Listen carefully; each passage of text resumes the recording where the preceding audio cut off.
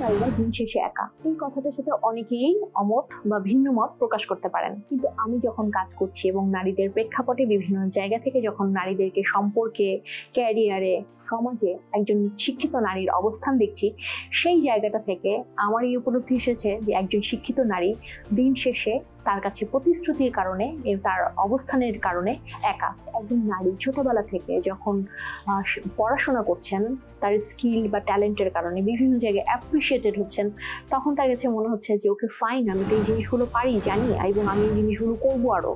তো ওই জায়গা থেকে পারি, করছি, করব, এই তিনটা অবস্থানে যখন নারী থাকেন, তখন নারীর কাছে সামাজিকভাবে বা পারিবারিকভাবে তার যে দায়িত্বগুলো, সেটার সাথে তার চাওয়াগুলো হয়ে যায় এক্সট্রা। মানে সমাজকে, পরিবারকে যে জিনিসগুলো দিতে হবে সেটা সমাজ এবং পরিবারের চাওয়া, আর একজন নারী হিসেবে তিনি যা চাইছেন সেটা হচ্ছে তার কাছে তার চাওয়া।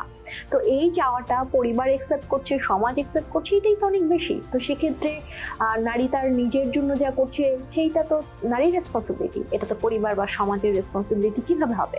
তো ওই চিন্তা থেকে হয়তো নিজের পরিবার যে মানে সহায়তাটা করছেন একজন নারীকে, যে হয়তো বা পড়াশোনার জন্য সময় দিচ্ছেন, ক্যারিয়ারের জন্য বিয়ে পেছাতে সময় দিচ্ছেন, তো ওই জায়গাটা থেকে আগ পর করেও ক্যারিয়ারের সাথে বিয়ে করে একটা মেয়ে যখন একটা সংসারে যাচ্ছেন, তখন পড়াশোনাটা চালানো অথবা তার চাকরি বা ক্যারিয়ার চালানোটা নারীর জন্য কিন্তু এক্সট্রা, শুধুই নারীর চাওয়া। নারীর সঙ্গে সঙ্গে ওই প্যাকেজটা তার স্বপ্ন হিসেবে সেই পরিবার, সেই সম্পর্ক এবং সেই সমাজে আসলে অবস্থান করে। এখন ওই নারী যা দিচ্ছেন পরিবারে অথবা সমাজে অথবা সংসারে, সেইখান থেকে তার জন্য তার সংসারে যে তার রোল, মা অথবা বউ, সেটা তাকে করতে হবে।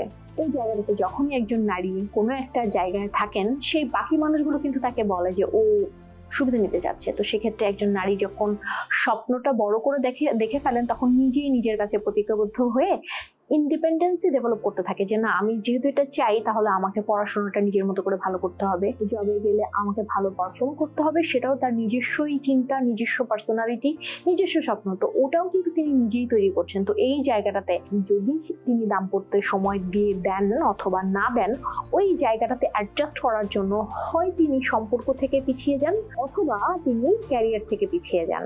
দুটো জায়গাতেও ব্যালেন্স করে একজন নারী আগাচ্ছেন। যদি তিনি সম্পর্ককে কনসিডার করেন, তাহলে তার বিয়ের জায়গাটাতে যাওয়ার পর তাকে প্রশ্নবিদ্ধ হতে হয় যে এতদিনও কেন তুমি বিয়ে করো নাই। তাহলে তার কোয়ালিফিকেশন অনুযায়ী তাকে কম্প্রোমাইজ করতে হয়।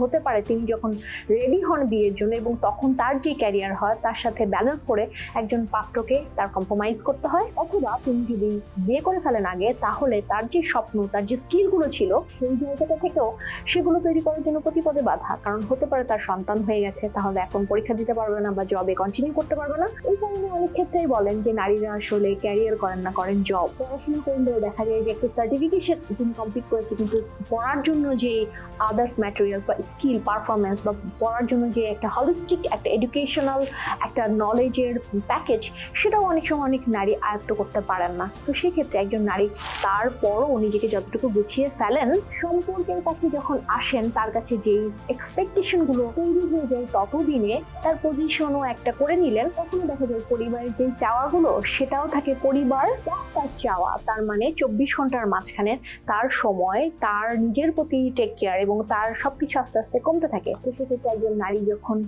শিক্ষিত হয়ে যান, এডুকেটেড হয়ে যান, একটা পজিশনে চলে যান, সবকিছু ব্যালেন্স করতে করতে, ট্রেড অফ করতে করতে, এটা তার হ্যাবিচুয়েশনের মধ্যে চলে আসে, ট্রেড অফ করা এবং তার নিজেকে লাস্ট প্রায়োরিটিতে রাখা। তো সেক্ষেত্রে সবার এক্সপেকটেশন, তার অবস্থান, সবকিছু মিলিয়ে তখন দিন শেষে তিনি নিজে দেখেন যে তিনি কি পেয়েছেন। তখন দেখা যায় এই রেসে তার নিজস্ব প্রাপ্তিগুলো অনেক কম।